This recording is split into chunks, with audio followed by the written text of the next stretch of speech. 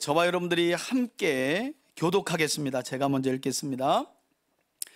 그들이 예수의 말씀을 책잡으려 하여 바리새인들과 헤롯 땅 중에서 사람을 보내매 와서 이르되 선생님이여 우리가 아노니 당신은 참되시고 아무도 꺼리길 일이 없으시니이다.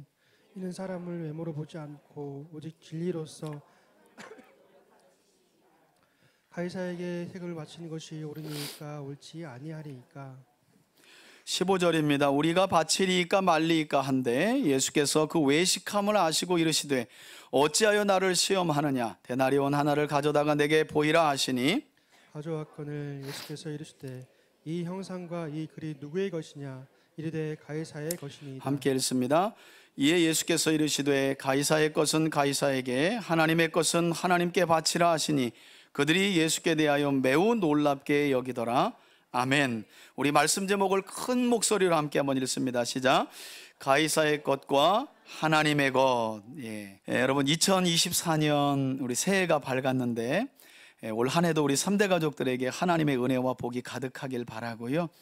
올 한 해도 주일 예배, 수요일 예배, 또 온라인 금요기도회, 교회 이름으로 그리스도의 이름으로 교회 공동체가 함께 모여 기도하고 예배하는 시간들을 통해 저와 여러분들이 말씀의 능력을 경험하고 또 우리 안에 내주하고 계신 성령의 충만함 가운데 한 해를 맞이하고 보내시는 여러분들이 되시길 주의 이름으로 축원해 드립니다.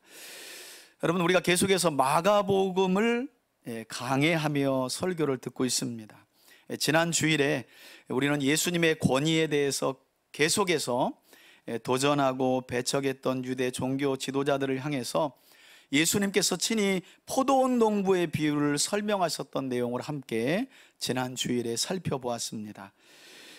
예수님이 말씀하신 포도원 농부의 비유를 생각해 보면 예수님은 종교 지도자들을 향해서 그들의 오랜 반역과 패역한 모습을 드러내신 반면 이스라엘로 비유된 포도원 주인이신 하나님 아버지의 크신 자비와 긍휼에 대해서도 종교 지도자들과 또 말씀을 듣는 이스라엘 백성들에게 자세하게 설명해 주셨습니다. 안타까운 사실은 유대 종교 지도자들이 포도원 농부의 비유를 통해 그들 자신을 악한 포도원 농부에 비유하시는 예수님의 이 비유를 깨닫고 더 나아가서는 시편을 인용하시면서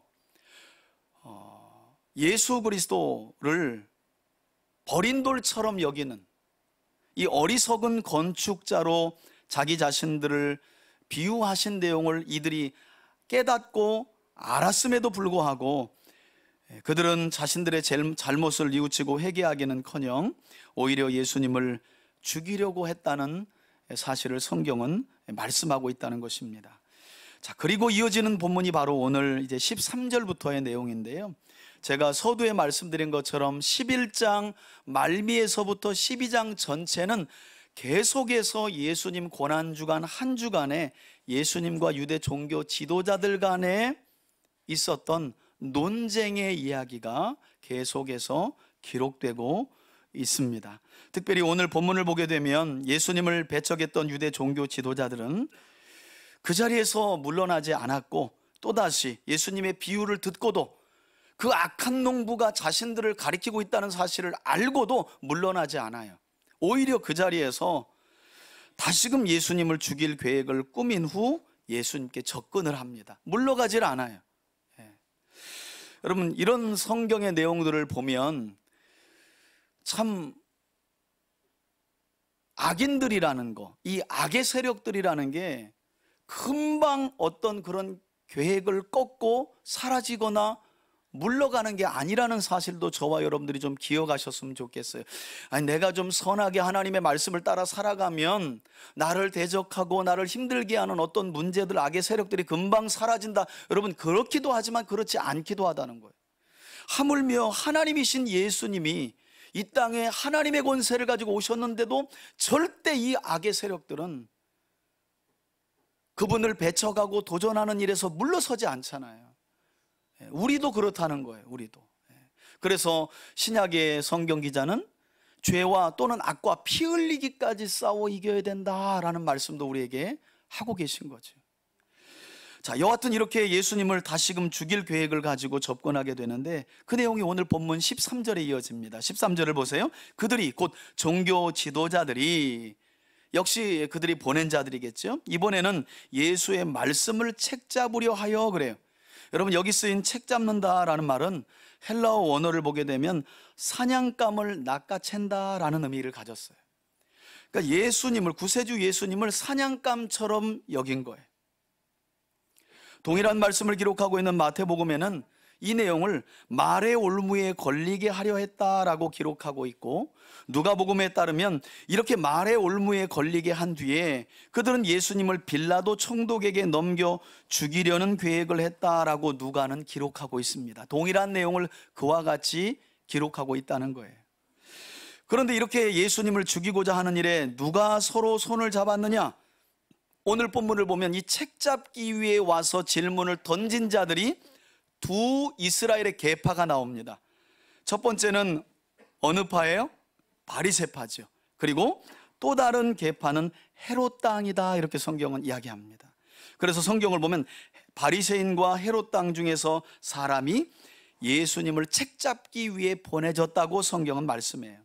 여러분, 바리새인과 헤롯 당원들은 마가복음 3장 6절에서 이미 어떤 자들이었다라고 그들의 정체를 밝히냐 하면, 할 수만 있다면 예수를 죽이고자 계속해서 음모를 꾸민 자들이었다라고 이미 마가복음 서두에서 밝힌 자들이에요. 한 가지 아이러니한 점은, 여러분, 그 당시의 정세로 보면, 그리고 이념을 따진다면 이 두 계파는 이스라엘 안에서 도저히 손을 잡을 수 없는 계파였다는 거예요. 왜냐하면 바리새파는 유대인들에게 속한 여러 계파들 중에서 특별히 율법을 강조하고 기록된 말씀뿐만 아니라 오랜 전통으로 내려온 구전율법까지 지켜야 한다고 강조하면서 당시 이스라엘을 지배하고 있는 로마를 그다지 반가워하지 않는 계파였어요, 이 바리새파 사람들은. 그러니까 반로마적인 성향을 가진 사람들이었어요. 반면에 이스라엘 땅을 로마 황제의 윤허를 받아 쪼개서 다스리고 있었던 헤롯 집안을 지지하는 이 헤롯 당원들은 친로마 성향을 가진 사람들이었어요. 그러니까 이념적으로 보면 뭐 우리나라 같은 경우도 그러잖아요. 친미 성향을 가진 정치적 이념을 가진 사람들이 있고 반미 성향을 가진 사람들의 이념이 있듯이 이 두 그룹은 로마를 두고 함께할 수 없는 계파였다는 사실이에요. 하지만 이처럼 이념이 서로 달라 함께할 수 없는 바리새파와 헤롯 당원들이 예수님을 죽이는 일에는 하나가 되었다고 성경은 말씀해요. 사람들이 성경에도 그런 내용들이 많지만 선한 일을 하는데 손을 잡는 이는 매우 드문 것 같아. 그런 점에서 하나님의 기대가 교회일 수밖에 없는 거예요. 선한 하나님의 말씀을 쫓아 합력하여, 그것도 어떤 합력이에요? 서로 출신, 성분이 다르죠. 성격도 달라요. 배움도 달라요. 기질도 달라요. 이런 사람들이 그리스도와 그리스도의 말씀 하나로 똘똘 뭉쳐 선한 삶을 이루어가며 살아가니 하나님의 기대는 교회와 성도들일 수밖에 없는 거죠. 그러나 세상은 그렇지 않아요. 여러분, 누구 한 사람 자랑하는 건요, 누구 한 사람 칭찬하는 건요, 그렇게 싫어해. 그런데 누구 한 사람이 누구 흠만 하나 내놓잖아요. 그냥 벌떼처럼 달려들어가지고 그렇지, 그 사람 그럴 줄 알았어 하면서 얼마나 거기에 말을 더하는지 몰라요. 세상의 이치가 그래요.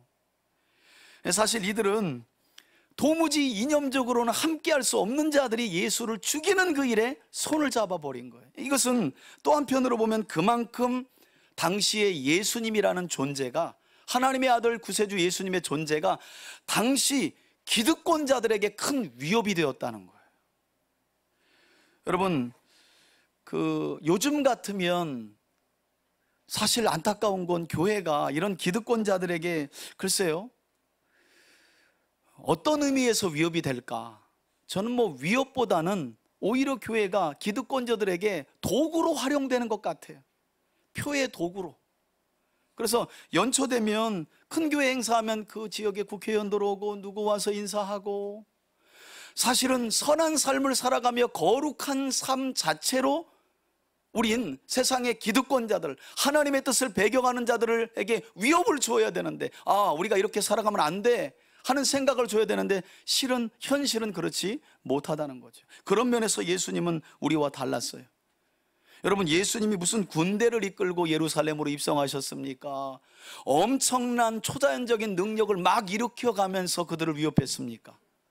예수님이 하신 일은 구약에 예언된 말씀을 그대로 이루어 가시며 십자가를 향해 걸어가신 일밖에 없어요. 그런데 그분의 발걸음이 위협이 되었다는 거예요.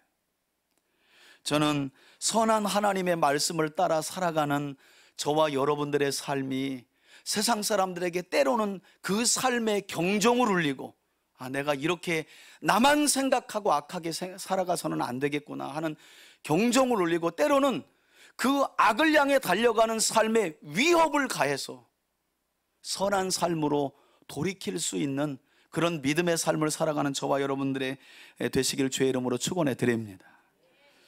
여러분, 그리고 결국 이후의 성경을 보게 되면 이렇게 바리새인들과 헤롯 당원들만 예수를 죽이는데 하나가 된 게 아니라요, 성경을 보니까 서로 원수지간이었던 권력을 가진 두 사람이 친구가 되었다는 말씀도 하고 있어요.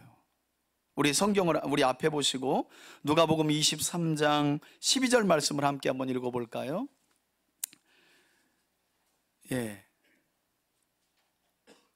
세 개가 다 이것은 출애굽기의 말씀이고, 우리 성경을 찾아봅시다. 잘못 기록한 것 같아요. 누가복음 우리 23장 12절 볼게요. 12절.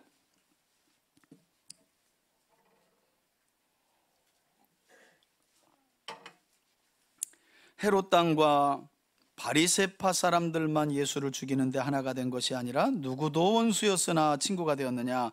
23장 12절 읽습니다. 시작. 헤롯과 빌라도가 전에는 원수였으나 당일이 언제냐면 예수를 십자가에 못 박는 일, 그 일이 있는 당일에는 서로가 뭐가 되었다고요? 친구가 되니라. 아멘. 바리새파와 헤롯 당원들만 이념이 다른데 예수를 죽이는 일에 하나가 된 게 아니라 누구도 하나가 됐대요? 빌라도와 헤롯, 분봉왕 헤롯도 구세주이신 예수님을 죽이는 그 일에 원수지간이었으나, 왜냐하면 그들은 총독과 분봉왕으로서 로마 황제의 눈에 들어서 더 큰 권력을 가지려는 경쟁자들이었기 때문이에요. 그런데 누구를 죽이는 일에는, 예수님을 죽이는 일에는, 하나님의 아들 구세주 예수 그리스도를 죽이는 일에는 이 원수지간들도 하나가 되었다는 거예요. 그러니까 여러분, 믿음 안에 선하게 살려고 하는데 자꾸 사람들이 삼삼오오 모여서 여러분들을 힘들게 하거나 괴롭게 하는 일이 있다면, 그럴 때 어떻게 반응하셔야 되냐면, 한번 따라 합시다. 예수님도 당하시더니 나도 당하는구나. 그러면 괜찮은 거예요. 우리만 당하는 게 아니잖아요. 예수님도 그러셨는데, 오히려 그런 삶을 살아가는 사람들은 믿음의 삶을 잘 살아가는 거예요. 오히려 여러분, 2023년 지났는데 지난 한 해 동안 여러분들은 누구와 무슨 일로 함께하며 손잡으셨습니까? 저는 이제 시작되는 2024년 새로운 한 해를 맞이하면서 우리 3대 가족들이 바리새파와 헤롯 당 사람들처럼, 또는 조금 전 우리가 읽었던 것과 같이 헤롯과 빌라도처럼 하나님의 뜻을 배척하고 불순종하는 데 누구와 손을 잡고 함께하는 사람들이 아니라, 우리 3대 가족들 모두가 우리 올해 교회 비전처럼 하나님을 아는 것에서 살아가고 또 하나님의 뜻을 이루어가는 그 복된 일에 여러분과 제가, 또 여러분 주변 사람들과 여러분 모두가 손을 잡고 합력하여 선을 이루어갈 수 있기를 주의 이름으로 축원해 드립니다. 자, 이렇게 서로 다른 이념을 가진 이 두 개의 파의 사람들이 손을 잡고 예수님을 책잡기 위해 접근했다는 거죠. 이제 14절을 보세요. 이렇게 접근해서 어떤 말을 하는지. 그들이 와서, 선생님이여, 우리가 아노니 예수 당신은 참되시고, 여러분 여기 나오는 내용을 보면요, 구약에서 하나님을 향해 이스라엘이 고백할 때 나오는 내용들이에요. 사실은 참되다는 표현도 그렇죠. 아무 꺼리끼는 일이 없으시다, 의롭다는 말이에요. 그리고 사람을 외모로 보지 않고 오직 진리로서 하나님의 도를 가르치심이니이다. 사실 이 말이 그들의 고백대로라면 그들은 예수님의 권위에 계속해서 맞설 것이 아니라 오히려 하나님의 아들이신 예수님께 순종하고 탐욕의 눈이 어두워 하나님의 포도원인 이스라엘을 망쳐놓은 일에 그들 스스로가 회개하고 돌이켜야 맞는데 그들은 그렇게 하지 않아요. 그렇다면 지금 이들의 이 말은 위선일 수밖에 없고 예수님의 어쩌면 비유를 맞추려고 하는 아첨에 불과하다는 사실을 우리가 발견할 수 있는 거죠. 말은 매우 좋은데 실은 이 말이 본심이 아니라 뒤에 책 잡기 위해 하려고 하는 말이 이들의 본심인 거예요. 아니나 다를까 마음에도 없는 사탕발림과 같은 말을 하고 난 뒤에 그들의 본색이 그 다음에 드러나죠. 14절 말미에 보니까 그들이 어떤 질문을 교묘히 던집니까? 예수님에게 이렇게 묻죠. 로마 황제 가이사 시저라고 불리는 가이사에게 세금을 바치는 것이 옳습니까? 옳지 않습니까? 세금 문제를 딱 꺼낸 거예요. 이전에는 이혼 규례를 딱 꺼내서 헤롯 안디바의 이혼 문제를 정치적 사안으로 꺼내서 예수님을 공경에 빠뜨리려고 했다면 이제는 이들이 세금 문제를 정치적 사안으로 딱 꺼내서 예수님을 공경에 빠지게 하려고 한 거죠. 그러면서 한 번 더 다그치죠. 15절에 우리가 바쳐야 됩니까? 말아야 합니까?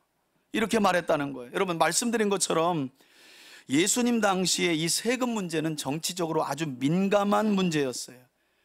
왜냐하면 주 6년에 시리아의 총독이었던 구레뇨라고 하는 총독이 이 로마 황제에게 잘 보이기 위해서 이스라엘 지경은 그보다 넓은 시리아 총독의 지배를 받았는데, 그러니까 빌라도보다 시리아의 총독이 더 급이 높은 거죠. 권세가 있는 거죠.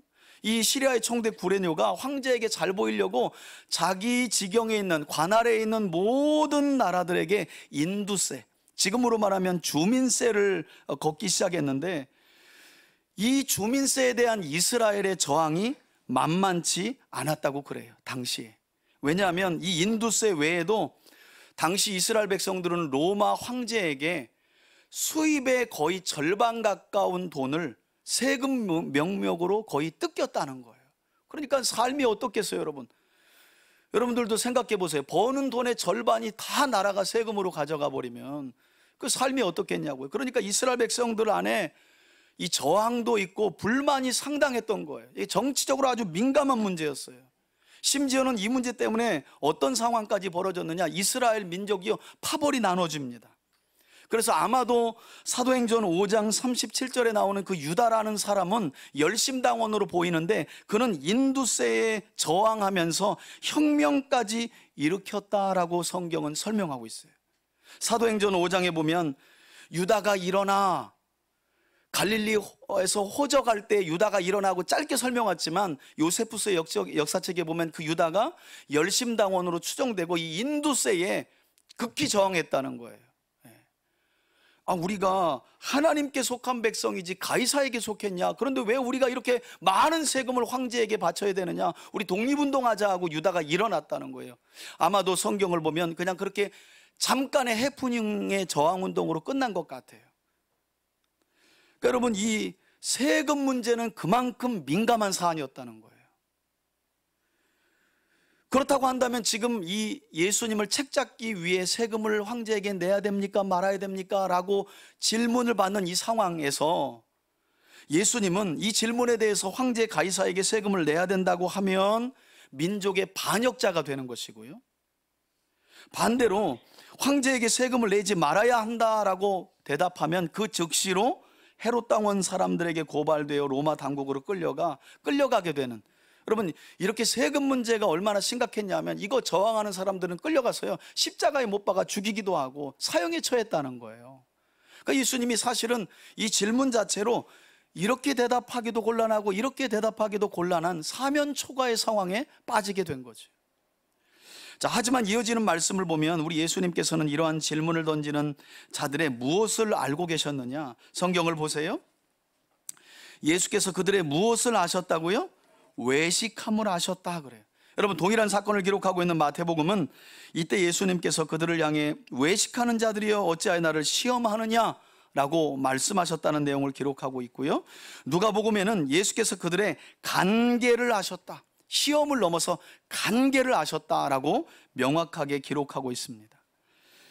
그리고 이러한 예수님의 모습은 구약의 사람을 외모로 보지 아니하시고 중심을 보시는 하나님의 속성을 말씀하고 있는 것이기도 해요. 여러분, 조금 전에 14절에 이 예수님을 책잡기 위해 온 유대 종교 지도자들이 아첨하는 말로 어떤 말을 했어요? 아이고, 당신은 참된 말만 하고 아무 꺼리끼는 것이 없으며 사람을 외모로 보지 않고 오직 진리로서 하나님의 도만 가르치십니다. 사실 이 말은 아첨어린 말이었는데 15절 말미에 보니까 이 말씀이 말씀 그대로 사실이라는 것을 밝혀주고 있는 것 같기도 해요. 이게 역설적이죠. 아첨어린 말로 했는데 예수님은 그게 실제다. 예수님은 사람의 중심을 보시는 하나님이시라는 거예요. 자, 이와 같이 유대 종교 지도자들의 외식과 관계를 아신 예수님은 이 질문에 대해 그들에게 어떤 대답을 주시느냐? 이렇게 말씀하십니다. 이르시되, 이제 질문의 내용이 14절까지 끝나고 대답에 대한 내용이 이제 남은 단락이거든요. 이르시되 어찌하여 나를 시험하느냐? 마태복음과 똑같은 말씀을 하세요. 그러면서 하시는 말씀이 뭘 하나 가져오라고요? 데나리온 하나를 가져다가 내게 보이라, 이렇게 말씀하세요. 여러분, 사실은 이후에 진행되는 내용을 보면 예수님께서 굳이 동전 하나를 보여봐라 라고 할 필요가 없어요. 그냥 세금 내라 이렇게 정리할 수 있는데 굳이 꺼내보라고 하시는 거예요. 그리고 내게 보여봐라 이렇게 말씀하세요. 뭔가 의미가 있다는 거죠. 예수님 당시 데나리온 하나의 가치는 지금으로 말하면 일꾼들의 하루 일당이었다고 그래요. 그러니까 10만 원짜리 동전인 거예요. 10만 원짜리 동전. 하루 일당이니까. 자, 16절을 보시면 예수님의 말씀이 떨어지자마자 아마도 예수님을 책잡기 위해 온 자들이 가지고 있었던 것을 그 자리에서 꺼낸 것 같아요. 뭐 누구에게 빌렸다는 내용이 없잖아요. 그러니까 가지고 있었던 데나리온을 그 즉시로 꺼내서 예수께 보입니다. 그랬더니 16절 보세요. 그들이 가져왔거늘 예수께서 이르시되 이 동전에 기록된 그림, 이 형상과 글이 누구의 것이냐 하고 예수님이 되물으셔요. 여러분, 성경을 보면 예수님이 예수님을 시험에 들게 하고 책잡기 위해 교묘하게 질문할 때 항상 반격을 하시면서 뭐래요? 되질문하시죠. 여러분, 이거 전도하다 보면 이단들이요, 정말 조금만 여러분들이 말씀으로 준비되잖아요. 이렇게 틀어가지고 질문하면 얼굴이 그때부터 빨개집니다. 왜냐하면 공식처럼 외우던 걸로 빠져야 되는데 오? 하고 깜짝 놀래. 어쩌면 우리 예수님이 항상 그런 방법을 또 질문을 되물으신 거예요. 그러면서 그랬더니 그들이 어떤 대답을 해요? 가이사의 것입니다. 이 동전, 데나리온이라는 동전의 그림에는 가이사의 얼굴이 있고 그러니 이것은 가이사의 것입니다 라고 대답했다는 거예요. 여러분, 우리나라 동전에도 동전마다 각기 형상이 있죠? 예, 요즘에는 카드로 쓰니까 뭐 동전 잘 안 쓰지만 500원짜리에는 뭐가 있어요? 학이에요, 두루미예요? 빨리 결정하세요. 학이에요, 두루미예요? 여러분, 학이 두루미예요. 학이 두루미예요. 학을 한자로 부르는 거고 두루미 우리말로 부르는 거예요. 500원짜리에는 그죠? 그거 가지고 막 또 싸우고 막 그러지 마세요. 무식이 티나는 거니까. 학이 두루미인데 500원짜리에는 그 형상이 있죠. 그럼 100원짜리에는요? 강감찬이요? 요즘에 거란 좋고 영화 보고 계신 거예요? 또 드라마? 이순신 장군이 있죠, 그죠? 10원짜리에는 뭐가 있어요? 50원짜리에는 갑자기 퀴즈로 가네. 통일벼. 예, 통일벼가 있고요. 10원짜리에는 다보탑이 있죠, 그죠? 저 어렸을 때는 5원과 1원도 있었어요. 5원에는 거북선. 기억나시나요? 1원에는 이랬더니 저분은 어느 시대 사람이냐라고. 1원도 있었잖아요. 1원 무궁화 있었잖아요. 그죠? 무궁화 있었어요. 지금은 거의 사용 안 하지만, 그죠? 여러분, 이렇게 예수님 당시 통용된 데나리온에는 이게 이제 가격은 10만 원 지금으로 상당해요. 일꾼 하루 품삯이니까. 앞면에는 황제의 얼굴이 명확하게 있었고요. 뒷면에는 어떤 글귀가 있었냐면 티베리우스, 우리 누가복음 3장을 보면 디베료라고 나와요. 예수님 당시에 이스라엘을 통치했던 로마 황제인데 티베리우스 신의 아들이라고 적혔어요. 그러니까 한 면에는 황제의 얼굴이 나와 있고 다른 한면에는 티베리우스 황제 그는 신의 아들이라는 굵기가 적혔어요.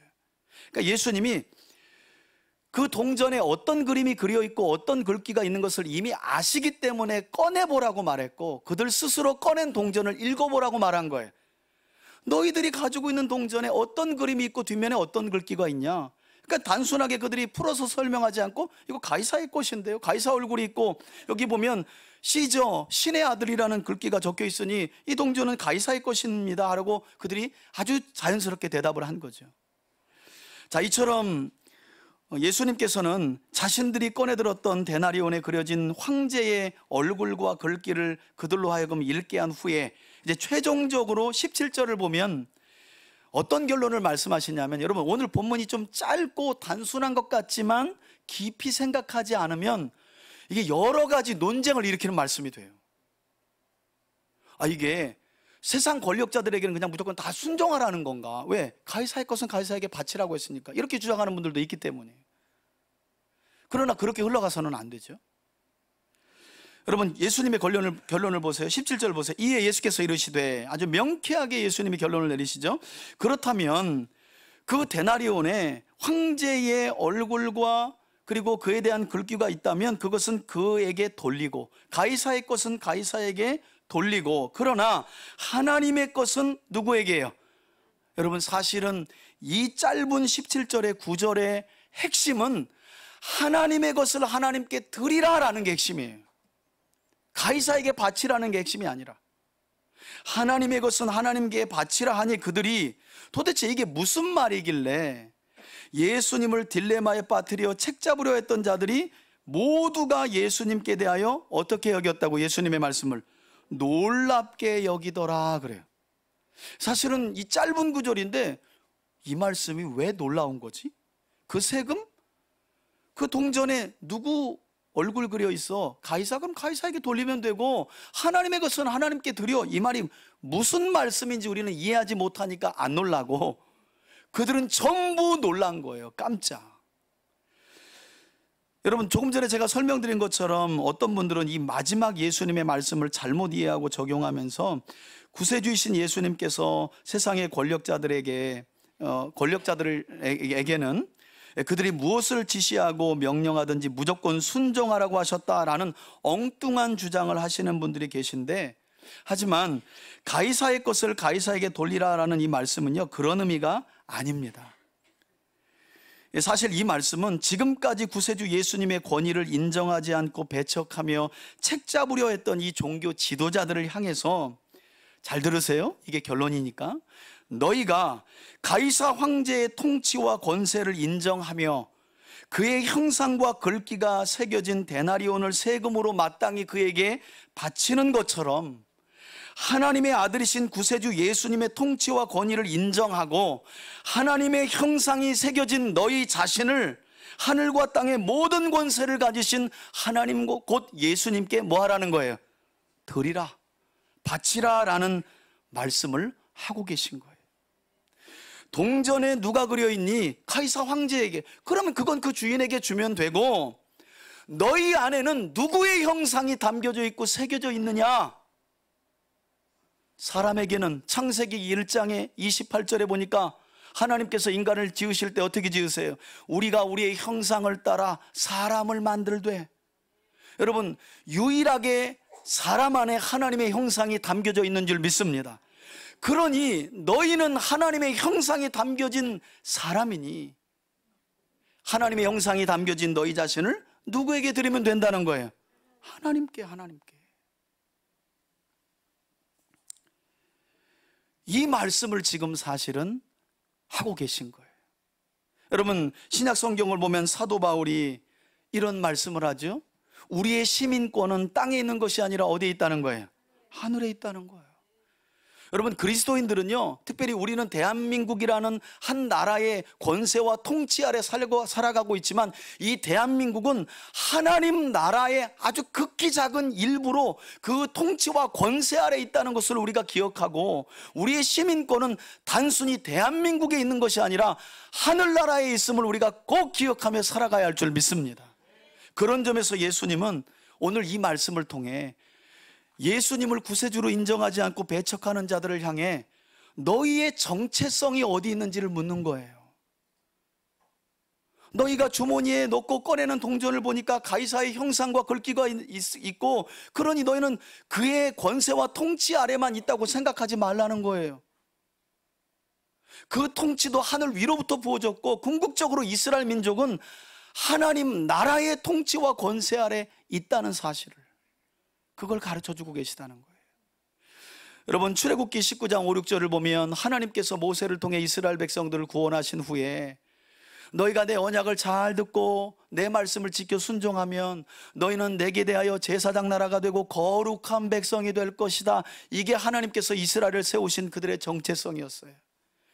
그리고 그들을 마침내 하나님은 가나안 땅에 들이시죠. 젖과 꿀이 흐르는 약속의 땅에. 그러나 그들은 그 약속의 땅에 들어가서 망하고 말잖아요. 왜 망해요? 제사장 나라와 거룩한 백성의 사명과 정체성을 버렸기 때문이었어요. 그래서 신약시대로 오면 그리스도 예수를 믿어 하나님의 자녀가 된 우리 성도들을 향해 사도 베드로가 뭐라고 말씀합니까? 사도 베드로는 베드로전서 2장 9절에서 너희는 택하신 족속이요 왕같은 제사장들이요 거룩한 나라요 그의 소유된 백성이다 라는 불변하는 정체성을 또 한 번 얘기해 주고 있어요. 구약의 이스라엘이 이 정체성을 버려 망했는데 교회와 성도들, 너희들도 이 정체성을 모르면 또 망할 수밖에 없다는 거예요. 그런데 안타깝게도 2000년 전 구세주이신 예수님께서 이스라엘 땅에 오셨는데 이스라엘의 종교 지도자들이 그 정체성을 망각해버린 거예요. 제사장 나라와 거룩한 백성, 하나님께 소유된 보물 같은 백성이라는 사실을 그들이 망각하고 기득권과 탐욕의 눈이 어두워서 하나님으로 오신 그분도 어떻게 하면 죽이고 우리가 이 탐욕과 기득권을 유지할까? 그래서 예수님은 데나리온을 꺼내라고 말씀하셨고, 그것이 가이사에게 속해 있으면 가이사에게 주면 되고, 너희는 하나님의 형성이 담겨져 있으니 너희 자신을 누구를 위해 드리라고요? 하나님을 위해. 그럼 제가 설교 준비하면서 놀랄 때가 있어요. 그리고 감사할 때가 있어요. 2023년 한 해를 시작하며 오늘 이 말씀이 얼마나 우리에게 중요한지 몰라요. 어떻게 이렇게 딱 맞는 말씀을 하나님 우리에게 주셨을까? 할렐루야. 여러분, 사실 전쟁에서 제일 중요한 게 뭐예요? 무기예요? 그것도 중요하지. 여러분, 내가 어느 편에 속해 있는지가 그게 제일 중요한 거예요. 미친놈 하나가 나타나서요 등 돌리고 아군에게 총도 쏘면 그거 전쟁 끝나는 겁니다. 내가 누구에게 속해 있는지가 제일 중요한 거예요. 여러분, 저와 여러분들은 하나님께 속해 있고 하나님께서 많은 사람들 중에 그리스도 예수를 믿어 하나님 나라의 제사장과 거룩한 백성, 그리고 그분의 소유된 백성으로 부르시고 택하신 하나님의 자녀들인 줄 믿습니다. 그리고 우리 안에는 하나님의 형상이 있어요. 제가 종종 말씀드리지만 우리 교회에서 이렇게 나가서 저 골목으로 가다 보면, 금호아파트 후문으로 가다 보면 2층에 이런 글귀 있잖아요. 사람은 하나님을 담는 그릇입니다. 약간 이단 냄새가 나. 근데 좋은 건 항상 그들이 다 가져가더라고. 이상하게. 사람은 하나님을 담는 그릇이라는 거예요. 여러분, 우리가 왜 자꾸 연약하여 죄에 넘어집니까? 왜 우리가 습관적으로 넘어지는 죄에서 일어나지 못해요? 우리 안에 하나님의 형상이 새겨져 있다는 사실을 망각하기 때문이에요. 왜 누가 밉나요? 왜 누굴 저주하나요? 그 안에 하나님의 형상이 있다는 사실을 망각하기 때문이에요. 내 안에도 있고 나와 맞지 않고 내가 싫어하는 그 안에도 하나님의 형상이 새겨져 있다면 우린 모든 사람을, 나뿐만 아니라 모든 사람을 마음과 뜻과 힘을 다해 하나님 사랑하듯 내 몸처럼 사랑해야 하는 거예요. 그것이 우리를 하나님께 드리는 삶이 되는 겁니다. 저는 2024년을 보내면서 올 한 해도 우리 3대 가족 모두가 부디 하늘과 땅의 모든 권세를 가지신 구세주 예수님께 하나님의 형상이 담겨진 우리의 삶을, 여러분 그런 말 합디다. 아끼면 똥 된다. 언제까지 여러분들의 몸과 삶을 아끼실래요? 지금은 아니다. 언제까지 미루실래요? 여러분, 그런 때가 옵니까? 오지 않습니다. 저는 올 한 해 여러분들이 첫 주일을 맞이하면서 우리 안에 하나님의 형상이 새겨졌다는 것 다시 한번 기억하시고, 하나님의 형상이 새겨진 저와 여러분들의 삶을 하나님의 뜻을 이루는 그 일에 온전히 드릴 수 있기를 바라고요. 그래서 여러분들의 삶이 하나님과 하나님의 나라를 담는 아름다운 복음의 그릇이 되어서 올 한 해도 하나님의 이름과 영광이 충만하게 여러분들을 통해 드러날 수 있기를 주의 이름으로 축원해 드립니다. 이제는 우리 주 예수 그리스도의 은혜와 하나님 아버지의 사랑과 성령의 교통하심이 우리 인간에게는 하나님의 형상이 새겨져 있고, 그러므로 우리의 왕 되시고 주인 되신 하나님께 우리의 삶을 마땅히 드려야 함을 깨닫고 올 한 해도 하나님의 형상이 새겨진 우리의 삶을 아낌없이 온전하게 하나님을 향해 드리기를 소원하고 결단하며 나아가는 우리 교우들 머리 위에, 저들의 가정과 기업과 자녀들 위해 이제로부터 영원토록 함께 계실지어다. 아멘.